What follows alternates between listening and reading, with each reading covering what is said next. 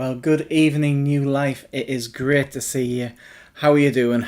We've had one full week now of lockdown 2.0, and so there's only 3 weeks left, hopefully, until we are able to get back out and see each other again. I hope you're doing well, and I hope that the Lord's blessing you during this time. Let me just pray as we start. Lord, I just pray, Lord, for your presence, Lord, amongst us tonight. I thank you, Lord, that even though we're apart, we're together. And Lord, I just pray you speak to us tonight. That, Lord, tonight isn't just information, but Lord, it'll be revelation. That, Lord, what we hear tonight, what we learn tonight, Lord, will be useful for us, Lord, as we continue to seek your face and continue to be more like you, Lord. That's what we want. We want to be more like you. So, Lord, I just pray, speak to us tonight. In Jesus' name. Amen. Amen. Well, going to do a little bit different tonight. We are going to take a journey through time and space. No, just time actually. So what we're going to do is we're going to go back and we're going to have a little look at the time of Jesus and have a little look at what Israel was like at the time of Jesus. And before we do, just want to say up front, if you have questions, please put them in the YouTube chat. I'm sure you will have some questions because some of the stuff I think that we'll cover tonight, you'll be like, are you sure about that? Or, oh, I didn't. There'll be questions come up, I am sure. So, we're not going to take everything tonight as just being unquestionable, if that's a word. So we are going to feel like you can question. So write them in the chat. I'm watching the chat. My dad's watching the chat. So we will keep an eye out for your questions. Make them relevant questions to what we're talking about. We're not going to answer random questions, just questions about the things we are talking about. Oh, there's a good start, isn't it? Right, well, first things first. Oh, dear me, pressed the wrong button. How about that? Okay, first things first. If we are going to travel back in time, then I have to get in my time machine. So, I am going to climb in my DeLorean. There we go. In my nice DeLorean time machine there. And we are going to travel back in time. So, I'm ready to hit it to 88. And here we go.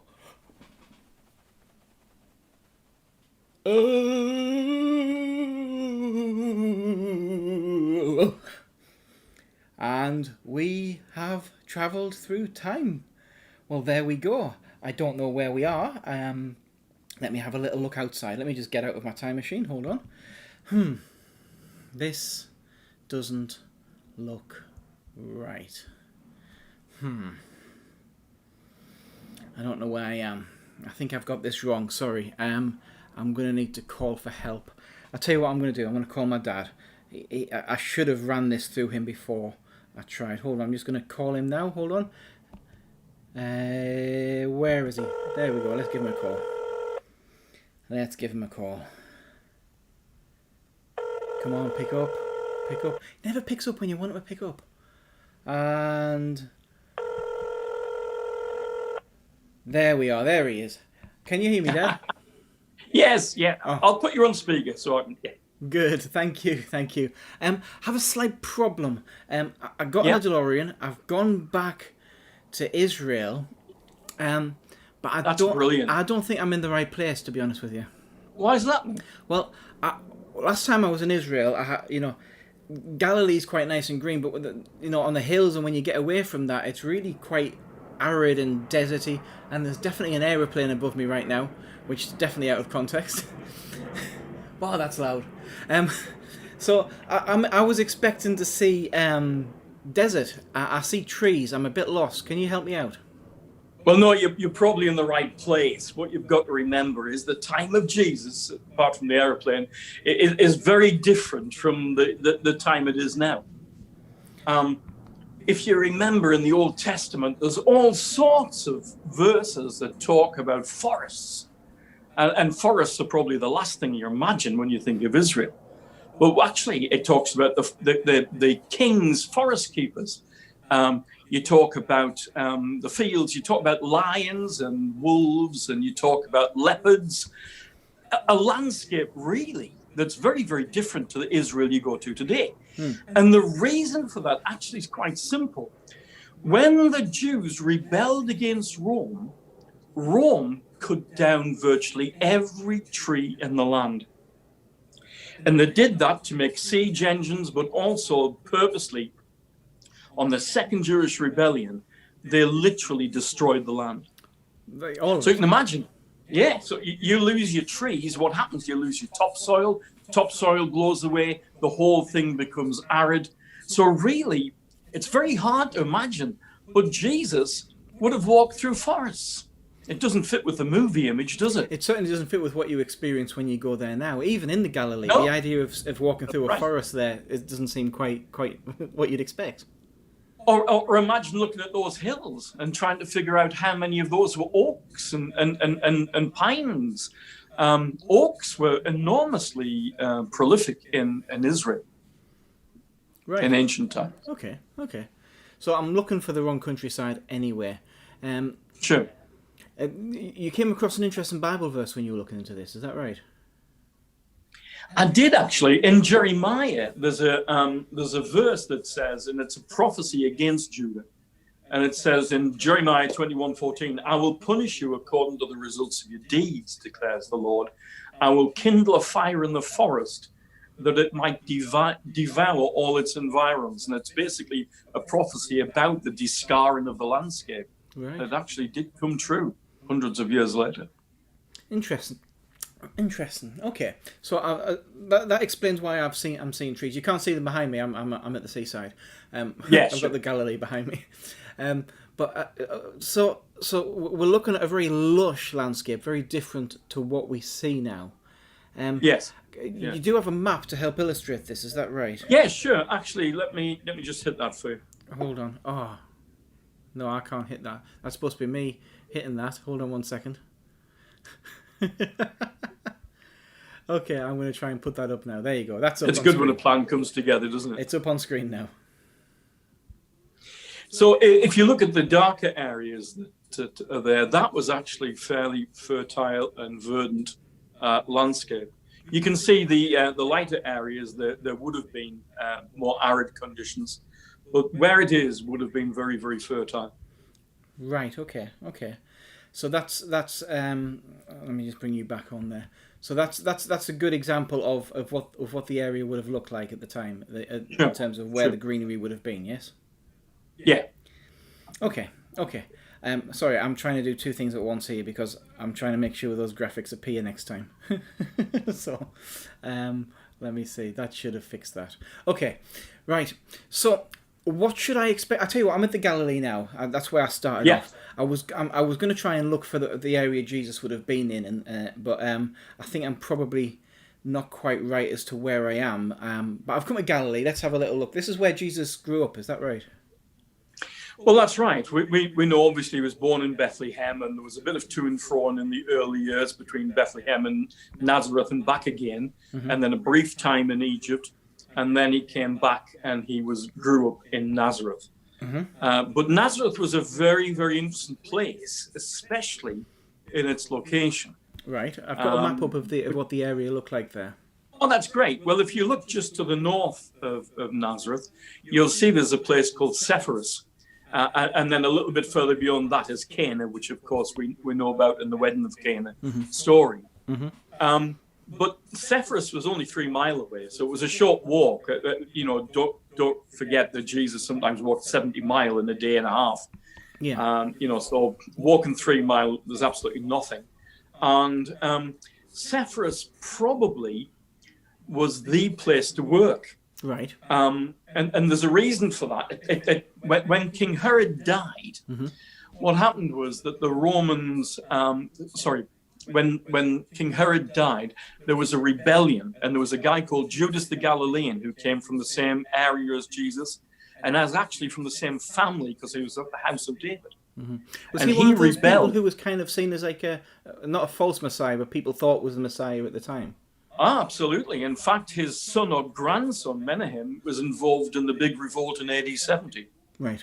So he was a very, very well-known figure. And what happened was the rebellion that took place in Galilee They actually raided the armory in Sepphoris. They raided the treasury office that was there. They stole all the money. They got all the weapons and gave all the weapons out to the rioters and insurrectionists. And it was nearly a rebellion that took over Israel. Right. But in the end, I think it was Gratason, the captain of Herod's guards, actually catches them and kills them. But Sepphoris was made an example of, as was another rebellion that took place at the same time in the place called Emmaus. Right. And in both Emmaus and in Sepphoris, the whole place was wrecked, not a stone standing. So this whole place was destroyed. Everybody who lived there was taken into slavery. Right. Right. So the whole place, Sepphoris, is destroyed. So why is that? Why is that of interest to me? Now I'm visiting here. I'm guessing there's nothing for me to look at then if I'm here now. Well, it's a fabulous new place now. It's completely rebuilt. Oh, right. Okay. So it's a nice place to go to. Wonderful. It's called the Jewel of Galilee. It is fabulous. It's got all the public buildings you'd expect to see, theatres and auditoriums and gladiator games and all the public buildings, and all the houses was new. But of course, what it meant was that if you were a labourer, or if you were a carpenter, or if you were a stonemason, that would be the place to work. So you can imagine if you called Joseph, and incidentally, the Greek word for carpenter's tekton, which means actually a builder, and it could even be a stonemason. So that word that we take as carpenter may mean is a generic term for builder. It means working with your hands in sort of making. Right. Really, Okay. tekton is that. So it could apply to a carpenter, but it could equally apply to somebody who works with stone and a builder. And so we get the feeling, not being funny, but if there is a major source of employment that's drawn in trade from all over the region, you'd imagine somebody who lives on the doorstep, would have been well suited for work. Yes. There's a couple of little things actually that might give a hint to the fact that Jesus could have worked there as well. Right. There are only hints. We're not saying it's a certainty. Yeah. But it's interesting that Jesus uses the word hypocrite. Now, we use the word hypocrite today, and we all understand what it means in hypocrisy. Yes. But Jesus was the first person to use that term. Now, it's a Greek term, and he uses the word, and he means play acting. And he takes it, because it's a word in the theatre, and he takes it out of the theatre, and he puts it into the religious sphere.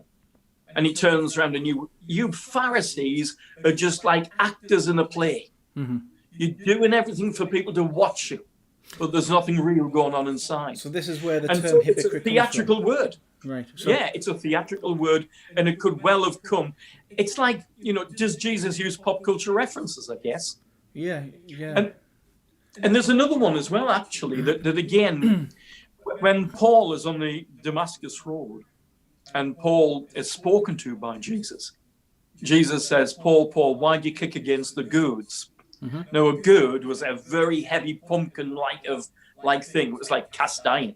And basically, if you're walking across the fields and you're a kid and you see a pumpkin, you might want to kick it and see how far it goes.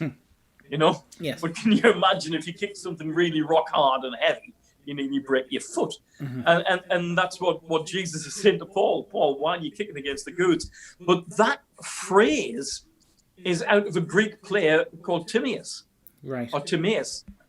So again, Jesus seems to be quoting some theatrical references that maybe working in Sepphoris gave him greater exposure to. It's a personal thing, but I wonder about it. It's just one of those possibilities.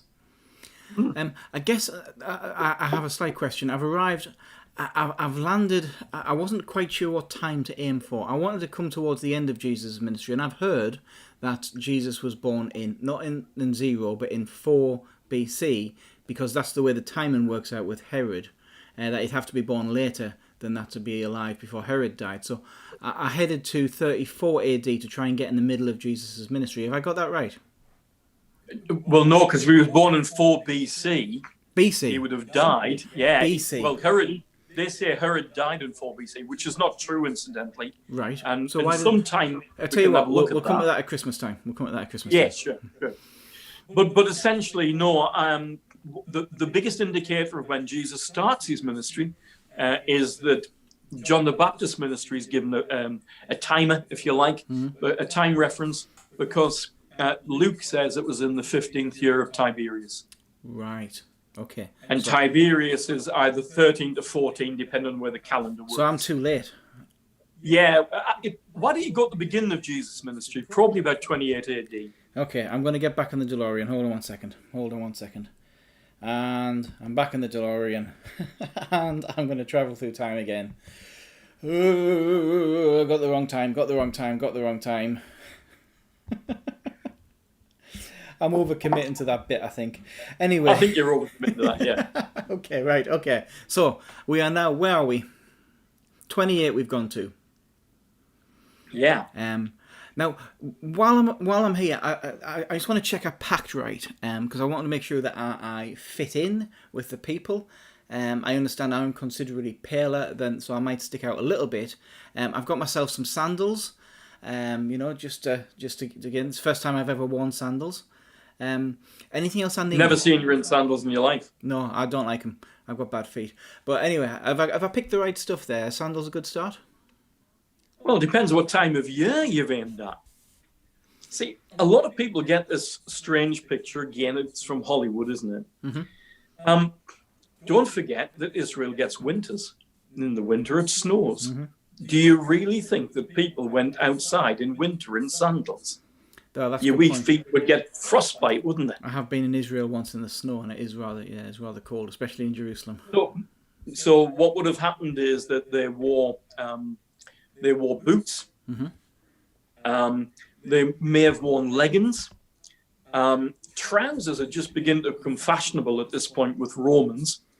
They would have worn them earlier, but the German tribes wore trousers, and it was considered uncouth and horrible because of some of the things the Germans did to Varus in about I've forgotten when it was now. I would imagine it would be about 6 AD. But they massacred his army, and it didn't go down well. So trousers were beginning to come in, certainly with the Roman soldiers around this time. Right. Who knows whether it would be a common sight if you walked around and saw Roman soldiers in winter. Well, if I'm heading down to the Jordan Valley, I'm okay with sandals because it's a lot warmer down there. So that's a lot warmer down there, below sea level. And actually, I've got some pictures of what it's like even now. Now, you can imagine back then it was even more fertile. They're out of order. Yeah, I'll have to find those pictures. Hold on. Sorry about that. Just finding those pictures. Okay, I'm guessing this is it. We'll just come back to them in time if you like. No, that's okay. I've got them. I think I've got them. So is this the picture you're talking? Oh, you can't see it. So it's like a nice green lush area there. Yeah, green lush and rivers and the like. Yeah. So where's this? Is this actually there? This is Jordan today. Right. Okay. And it would have been even more green back then, if you like. Okay. Because there's every indication there would have been forests on the banks. Okay, like that. So when we normally see John the Baptist in the movies baptizing people, it's usually in the middle of dirt, isn't it? It's the middle of dirt. It wasn't like that at all. Even today, it's beautiful, fabulous river. Okay. With greenery on either side. Okay. So it's difficult when you're doing this as just a sort of dramatic bit because I don't want to get into any dodgy territory. But let's say I wanted to try and find Jesus. What sort of guy am I looking for? I assume there'll be a crowd. Yeah. Well, that's very interesting. What would Jesus look like? I tell you what. Why don't we start with some interesting research? John Taylor, Professor Taylor of no relation of King's College London, has done some specialist work on research on graves of people at the time of Jesus. Right. Okay. And what she's done is obtained the DNA. And she's done a match on worldwide populations. Right. And what she's found actually is that there is a very good match to the Iranian Jews. This is not Iranian people. Right. but these are Jews that were left over from the time of the captivity in Babylon. Right, okay. So they go way back to that. And if you can imagine, where in Israel the Jews were spread abroad because Israel was emptied by the Romans. Yeah. You weren't allowed to live there. Yeah. If you were a Jew walking into Jerusalem, you would be killed. So Israel was emptied. But what you have is a group of Jews who live in Persia, which was the successor to, the time of Cyrus, when Cyrus lets the children of Israel go back. There was Jews who stayed there, and that community is ancient. And actually, when you do a genetic test to them today, it's almost a perfect match to the Jews. So if you were to look at what the Jews looked like at the time, they were a good guide. Yes, so if you want to look, I've included a picture. I have got a picture there. Are these? I guess these are modern ones, aren't they? These are modern ones. These are modern people. Yeah, but are these glasses. a similar sort of people here? But what you're looking at is the same type of hair color, the same type of skin color. They don't look Arabic. They don't look Iranian. They look specifically Jewish. But it's that classic Jewish look. Very dark brown hair, probably black glossy hair. So this isn't fitting with the image I see on TV of a white guy with long hair. Long hair? Are we good with long hair? Well, we'll come to that, but no, long hair is definitely out. Right. If you remember, Paul turns around in Corinthians and says it's a disgrace for a man to have long hair. He would hardly be saying that about Jesus. Well, yeah. Right? Yeah. And if you go in the Old Testament, Ezekiel talks about you shall not shave their heads, let their locks grow long, only trim the hair of their heads. You couldn't trim the corners of your beard. That's what it's on about. So you would have a big long beard. It wouldn't be trimmed. You'd let your beard grow long, but your hair would be short. So a bit like mine. You could pass.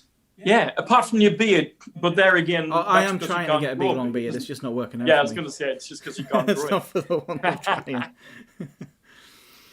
Having said that, if you walk around Jerusalem, keep an eye open, because you'll see lots of skinheads. Skinheads? Yeah, you'll see skinheads. Right, okay, why? Well, every time you took a Nazarite vow, and people used to do it quite often as a pledge for something or thankfulness for something, they would have to shave the hair of the head and the beards.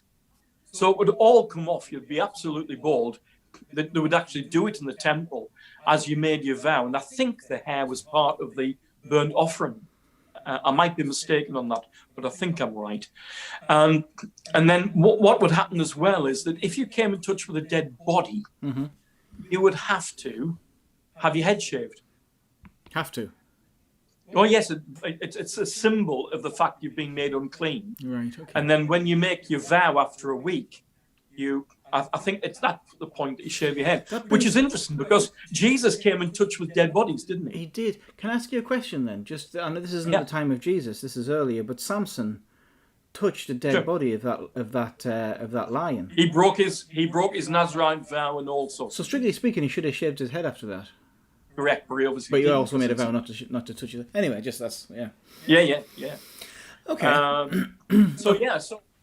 So I'm looking for Jesus. I'm looking for a guy with short hair, black hair, a long beard, correct, like a kind of square, untrimmed beard. But don't forget, when he raised Jairus' daughter, he raised her before he touched her before she was dead, before she came alive. So would he have had to shave his head? We don't know, but I wouldn't preclude the possibility of it. Right. Okay. So I'm looking for now. Okay, one image from TV that also sticks with me is a gleaming white robe and a blue sash over the top of it. Yeah, I don't know where that's come from. How are we doing with that? We're not doing well, really, are we? Hollywood isn't scoring highly here. What would have happened is, first of all, the robes that they wore were practical. I mean, the idea of you going to work in the field with a long robe on is a nonsense. Can you imagine kneeling down? You try kneeling down in a long robe and doing hard work. Yeah. The tunics were most likely Is this knee the picture length. you've got here? Is that one of those? Yeah, and this isn't a picture of. This is probably just a fancy dress picture, but it just shows you the type of length. Now, the inner tunic was called the sinden, and this was in summer you might just be in the sinden. There's a little bit of confusion here as to whether it was rude or not just to have your under tunic. I've read conflicting reports here. Right. Okay. But you would have an inner tunic like that, short, knee length, and then an outer tunic. The outer tunic is like two rugs sewn at the top with a hole in. Right. So it's almost like a poncho. You with me? So it wouldn't have sleeve holes. It just wouldn't be up there. It would literally just be like a big long rug with a hole in over your head like a poncho with a belt. Okay. So, and then at night time, you would have a very heavy cloak. Now, obviously, if you're traveling around in the day, you'd have to have a rucksack type of bag to carry it in because you'd be sweltering in the heat in summer. But at night time, the temperature drops so far, you would need a cloak. You used it as a blanket, didn't you, when you were asleep if you're outside? You did, Right. That's correct. Yeah. Okay. So you'd wear it as an overcoat in the winter, but you'd also sleep in it if you were outside. Okay. Well, I haven't packed any of this stuff, so that's a slight problem. But you're going to stand out like a sore thumb, really, aren't you? Can I ask as well then, because there's this thing about Jesus's, and I'm sure you've heard teaching on at some point about the seamless robe of Jesus as this expensive thing that, because they cast lots for it at the cross, and it's often been used certainly by prosperity gospel to say that Jesus had nice clothes. Yeah, that's wrong. Okay. First of all, remember John the Baptist says, if you have two tunics, give one away. Now, you can't tell me that Jesus wouldn't have had the same mindset. No, he wouldn't be. As the person who's his forerunner. Yeah. You weren't allowed to take someone's cloak off them legally. You couldn't keep somebody's cloak overnight because it would be a death sentence, or could be a death sentence. Yeah. But I think every indication is that Jesus probably would have had the one tunic. It probably would have got very dirty and grimy. Okay. He wasn't posh in any way. And the fact that it was seamless probably speaks more about it being a type of priestly garment than posh garment. Okay. The linen seamless robe was something that priests wore, and we know the brother of Jesus used to wear one. Okay. So I don't see that as being a rich item at all. Okay. And don't forget to cast lots over all four of his items that he had. So not just that one. Okay. Correct. That's good to know. Okay. So I'm gonna be smart now. Okay. I'm taking Hollywood out of my head. I'm taking all of that gone. Good. But Jesus would have had a prayer shawl on that he would have worn, wouldn't he? Yes. That sounded. He would have had a prayer shawl. Now, just by the by, something just hit me. I will say regarding long robes, if you were very religious and didn't do any real work, you might have worn a long robe. Oh, so I'd have worn But Jesus completely points out that the hypocrites and they shouldn't wear long robes. He says it's a sign of their ostentation. Oh, I wouldn't really have in that case. No, yeah.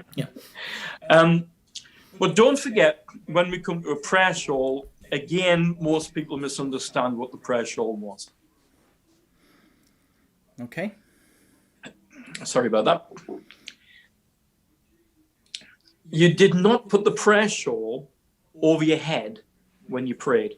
Hang on, every image I've seen is of people wearing prayer shawls on the head. When you go to the Wailing Wall, you have to cover your head. They do now, but it wasn't at the time of Jesus. Can you back that up at all? Yeah, sure. Paul says in 1 Corinthians 11, men should not pray or prophesy with their heads covered. Oh, okay. And then he goes on and he says this, follow my example as I follow the example of the Messiah. Right. I praise you for remembering in everything that holden to my teaching, just as I passed them on to you. So he's saying this is passed on teaching Jesus did not cover his head, and we should not cover our heads either when we pray. So, the big question that comes up there. Where's my baseball cap? I've got it here somewhere. All right, we'll continue. Am I not allowed to wear a baseball cap when I go to church? If you're involved in prayer, you shouldn't be wearing a hat. So it's okay to wear one when you go in, but if you pray and take it off. Personally, and it's a personal opinion, I would, as a matter of respect, as soon as I come into the meeting, I take the hat off. Right. I don't wear a hat in a meeting. Okay. But it's interesting, isn't it? Because this idea of where it came from was actually in Babylon. For the first time, people started covering their heads as an attitude of regret of their captivity. So they wore it as a sign of that. But at the time of Jesus, nobody did that. It was rabbinical, and it's admitted. It really comes in 5th century AD. And that can even quote you the Jewish encyclopedia, that most well-respected of sources. And it says this: the covering of the head is an expression of the fear of God, and as a continuation of Babylonian scholars, was gradually endorsed by the rabbis. Okay. So this doesn't come until the 5th century AD. Right. 500 years after Jesus. Okay, but he would have had the prayer shawl, the tassels and things, because the lady touched the hem of it. It was the hem, wasn't it, of this thing? Yes, and if you remember, Jesus criticizes the Pharisees yet again because he says that they made the tassels long on their prayer shawls. Mm-hmm. You with me? Mm-hmm. Whereas he and most people, if you like, just had short tassels on the end. Okay. So Jesus speaks out against long robes. He speaks out against long tassels. What he's doing is speaking out against people who say, "Whoopee, here I am. I'm holy." Can I just say that in that case, if we're picking on things Jesus wouldn't do that we see nowadays. Well, whenever I've been to Israel as well, I've seen people with these things on their arms and the things on the foreheads as well. Surely Jesus wouldn't have worn anything like that. Well, there's an interesting question. These are called phylacteries. That's the word. These are little boxes, and inside these boxes are a little example of scripture written out. And it became the practice to do it because it says, "May your words never leave my head or my hand." Mm-hmm. You with me? Yeah, I can see. So what happened was that they put these little scriptures in boxes. They put the boxes around their head. In fact, I sent you some pictures on these. I'm putting them up. Yeah, they're up. Oh, that's good. So you can see. Can you see the large one that has been worn on the head of an old guy? Yeah. That would have been the way the Pharisees won phylacteries. Who knows how big they got? Maybe they were ginormous, or on the hand. But when Jesus criticizes it, the interesting thing is that he criticizes them for doing it ostentatiously. Or like bling. Yeah. So it may be that Jesus did, because it was common practice. Maybe Jesus did wear phylacteries, but if he did, there weren't sort of show-off statements. Mm-hmm. Mm-hmm. Okay. Now we can transfer that, of course, into any other sign that we might wear today, where we say, "Ooh, look, aren't I holy?" Well, like a massive cross around your neck, or sure. A fish on your car that takes the whole back window up. Yeah, maybe tasteful one in the back. But... maybe that's it. Yeah. Or you can have one on the back, but just it can't be gold studded. Yes, perhaps you don't have Swarovski crystals. Spelling out, "I'm a Christian." Oh dear. I guess the key to that is Jesus doesn't want us to be show-offs, to brag about our holiness, and the big wrapper cross would probably be a little bit of a big thing. It's not about the external side of things. This isn't a prohibition against wearing jewellery so much as against the putting this external image of piety on and things like that. Yes.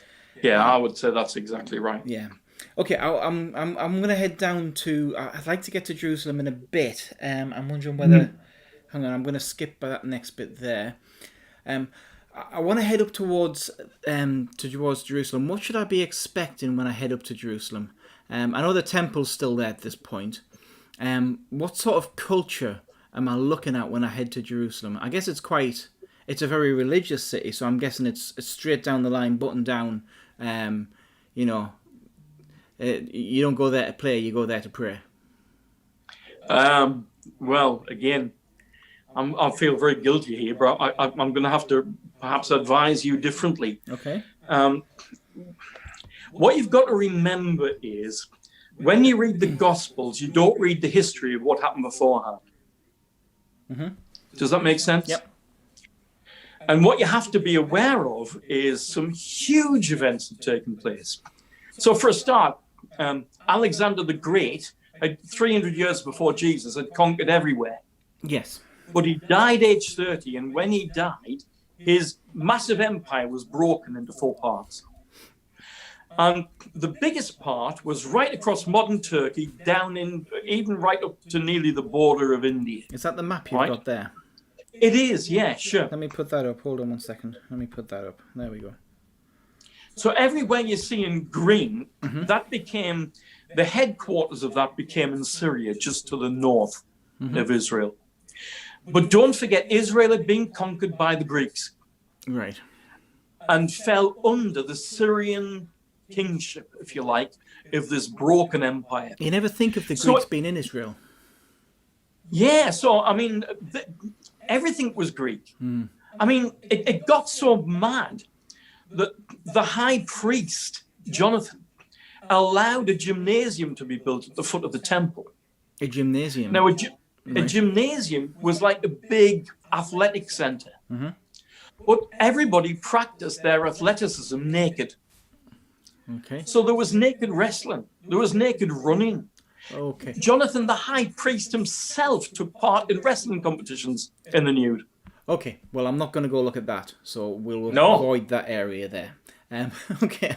So avoid the gym at the bottom of the temple. Right. Okay. Good. You're right. Good to know.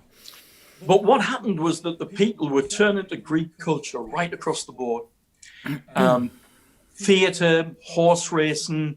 Horse all racing of it. in Jerusalem? Yeah, and in fact, even at the time of Jesus, there is still a racetrack, a hippodrome, where you could go and watch the chariot race. Is this or where, the gladiators. Is this where Ben-Hur had his race at the end of Ben-Hur? In Ben-Hur, yeah. Ben-Hur's Well, I haven't seen the movie, but yes, I mean, there would have been chariot racing exactly like that. Right in Jerusalem.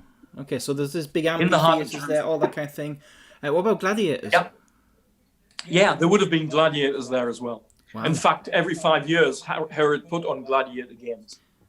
Right. Okay. This doesn't quite fit with the Israel. The Jerusalem that I think of. Well, we see some part of this when the Bible refers to Hellenistic Jews. Hellenism just means Greek. Right. Okay. So these are Jews who practice Greek culture. So was that a big problem at the time? Was there a large Hellenistic movement? Massive. You see, what happened, if you, because it sets the scene. Before Jesus, 175 BC, the Jews reacted to all this Greek culture so much that a family, if you like, the Maccabees, the father and brothers, revolted against the king of Syria. And that was the famous Maccabean revolt and rebellion. And Jesus practiced Hanukkah, which was the festival that they celebrated every year. Oh, so Jesus did Hanukkah? Yeah. Huh. Yeah. So it's not just like a replacement for Christmas. No. And at the time of Jesus, people were using that example to say, well, it worked for them, we should do it as well. And one of Jesus' own disciples was called Simon the Zealot. And the Zealots were the people who wanted to rebel against Rome. And later, 40 years after Jesus, would. Is that what Barabbas was? Was he one of the Zealots? It would appear that Barabbas was a zealot, and yes. Was Judas? There's two schools of thought. He either came from Iscariot, or Scariot could mean dagger, meaning a dagger man, an assassin. Right. I'll lean towards now. I didn't used to, but I'll lean towards now that he wasn't a zealot. But yes, there were lots of zealots around. And every time Jesus goes to Decapolis, that's completely Greek. When he goes to the Syro-Phoenician area, that's all Greek. So this picture I've got here of a hippodrome, is this the one in Jerusalem? The hippodrome's the one in Jerusalem. So is the that one that you? Is that part of the Jerusalem model? the artist one is, but there is a photograph there of an actual hippodrome. Obviously, the one in Jerusalem no longer exists. Yeah, but is this equally, in the Jerusalem model that you can go see in Israel now? Yes, that's correct. I did not as see well this as the bit. theatre. You don't think as about well as the hippodrome really in there. Yeah, chariot racing in Jerusalem. Right, wow. So in the scriptures, we only get the bit that's involved in the story of Jesus. Mm-hmm. We don't see that other image, if you like, of what Jerusalem looked like. Sure, I'm just skipping through some of those pictures now. So that's a theatre in Jerusalem there? Yeah, sure. Wow. And that's a theatre at one of the Decapolis cities. I think I've been to that one. Yeah, where's that? I can't remember the photographs that were in there, but Caesar Maritima. Yeah. I think I included a picture of that. Yes, if you see the sea, that's the modern city that Herod built by the sea in honor of Caesar. I went as far as Caesar by the sea. Right. Okay. So that's the sort of Jerusalem was very much more a Greek looking very place cosmopolitan than we picture it as. Yes. Okay. That's interesting. So I guess one thing though, before I get there, I want to discuss the big thing that we're going to see in Jerusalem soon. But I just want to check something before we do. I am no good at foreign languages, I'm afraid. Yeah. Terrible at it. So wherever I go, I have to make sure that I've downloaded on my phone at least, or I've got the guide, the phrase book. So I'm taking my Hebrew-English phrase book just to help me out a little bit there. That should cover me, shouldn't it, for most things? Yeah. Well, I feel embarrassed to say it, but I'm sorry you've got it wrong again. No, I speak Hebrew in Jerusalem. It was fine when I was there last time. I mean, I didn't speak much, but I learned a little bit of Hebrew. They speak Hebrew now, but they didn't speak it at the time of Jesus. What? They didn't speak Hebrew. I'm not following, sorry. Let me take you to a scripture. Okay. In John 19, at the crucifixion, Pilate puts a notice up with the crimes of Jesus. Yep. Can you remember what languages they were in? They were written in Greek. Correct. Latin. Correct. Aramaic. Correct. But not Hebrew. No Hebrew. Oh, okay. Right, okay. And the reason is, for the last 400 years before Jesus, Hebrew had stopped being a common tongue. Right. In fact, it developed into what we call Aramaic. Okay. So Aramaic is a derivation of Hebrew where it's very different. Right. So if you speak Aramaic, you don't necessarily understand Hebrew. If you speak Hebrew, you don't understand Aramaic, but one descends from the other. So the only time you'd have come across Hebrew would have been in the priestly settings or with the Torah scholars. So it was like posh talk. Intellectual posh talk. Okay. Not even ordinary posh. So, I'm confused now. So Jesus wasn't, all the teaching of Jesus. I mean, I know we have Hebrew Bible, so when we look at the Old Testament. I guess the New Testament you only ever look at the Greek, but Jesus wasn't speaking Hebrew and then it was translated to Greek. No, just the opposite. If you look at the languages that were there, so Latin, if you say, who spoke Latin? Latin was spoken by the Romans. Yeah. So I'd be good to the know Jews, a bit of Latin. The Jews would not know Latin. No, that's fair. Well, the top echelons, like the posh boys who've been to school in Rome, like the son of Herod, yes. A few people at court, yes. Anybody who wants to get ahead with Roman trade, don't forget they've been in place since 6 AD. So any entrepreneurial business class might have learned Latin. But there was really no need to, because everybody spoke Greek. The Romans spoke Greek, and the locals spoke Greek. So Greek was called the common tongue. Okay, right. So Greek's the common tongue at the time. So yes, everyone's speaking. That's the bridge. That's the bridge between the Jews and Rome. Okay. Everybody speaks Greek. The Romans speak Latin, and the Jews speak Aramaic. Right. So I guess a bit like everyone speaks American today. Not English, but sort American. of. Yeah. It's funny listening to people when you're in Israel today speaking English, because they all speak it with an American accent, even though they're not American, because that's how they've learned it. Right, okay, so we've got people speaking Greek, we've got people speaking Aramaic, we've got people speaking Latin, and not many people speaking Hebrew. Now, this. Are you wanting to go into more depth on this? Well, are you okay if I ask you a question about something? No, feel free. I mean, if people are particularly interested, I can give them a lot of background detail. Yeah, I'm scrolling through it now and think there's a lot to go into there. But there is a lot there, and I think, in fairness, it's probably best. Is there any evidence, though, that Jesus isn't speaking Hebrew? Because there's one thing you mentioned to me before about humour. Does Jesus' humour give you any indication on the language he was teaching? Let me say there's evidence that Jesus speaks at least 3 languages. Yeah. He speaks Hebrew because he reads the scroll in the temple. Mm-hmm.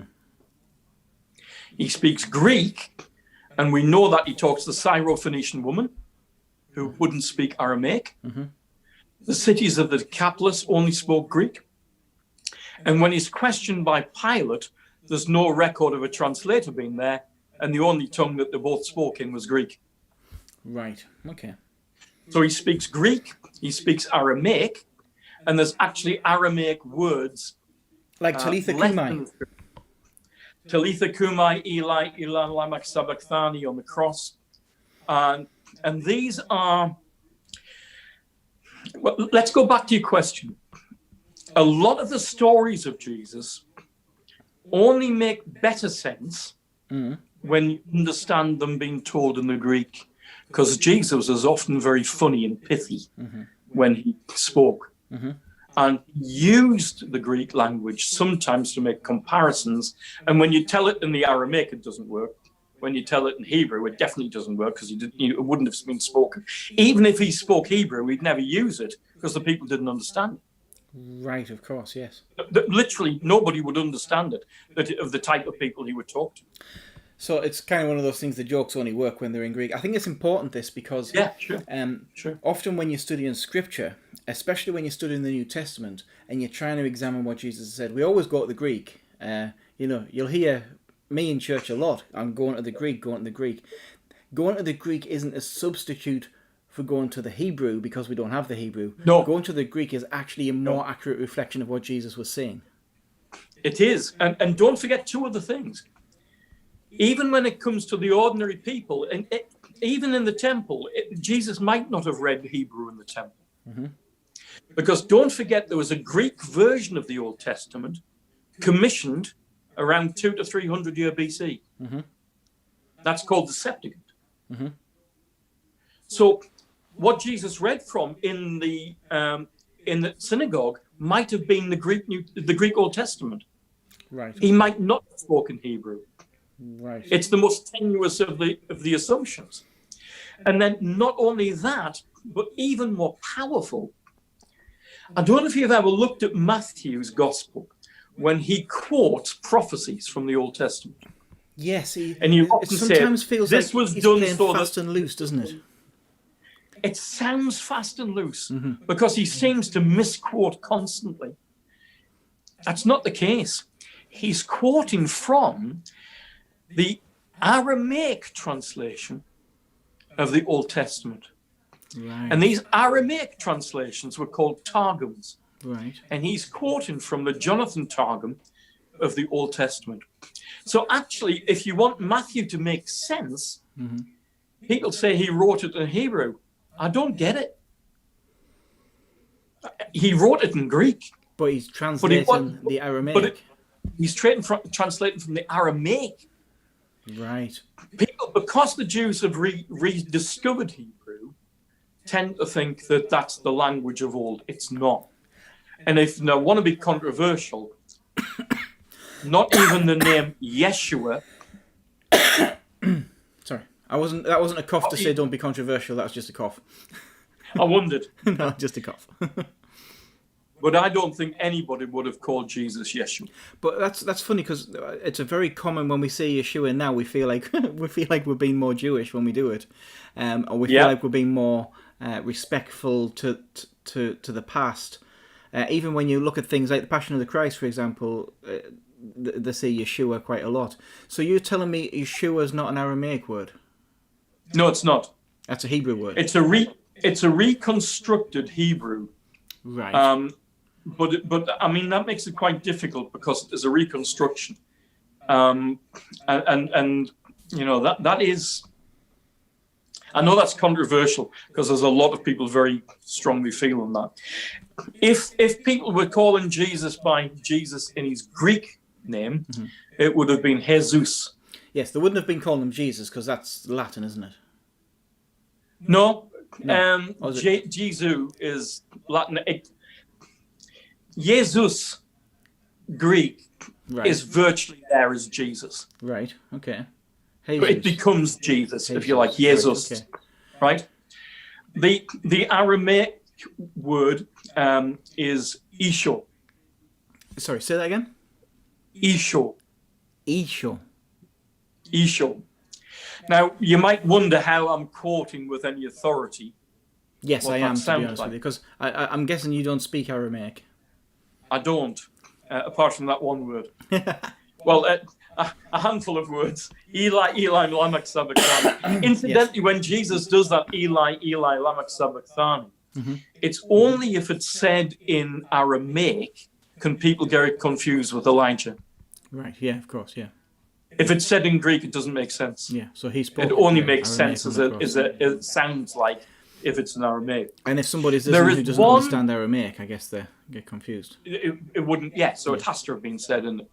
Which is why I think the gospel writers include it in the Aramaic so that makes sense. Yes. The comment about Elijah. Yeah.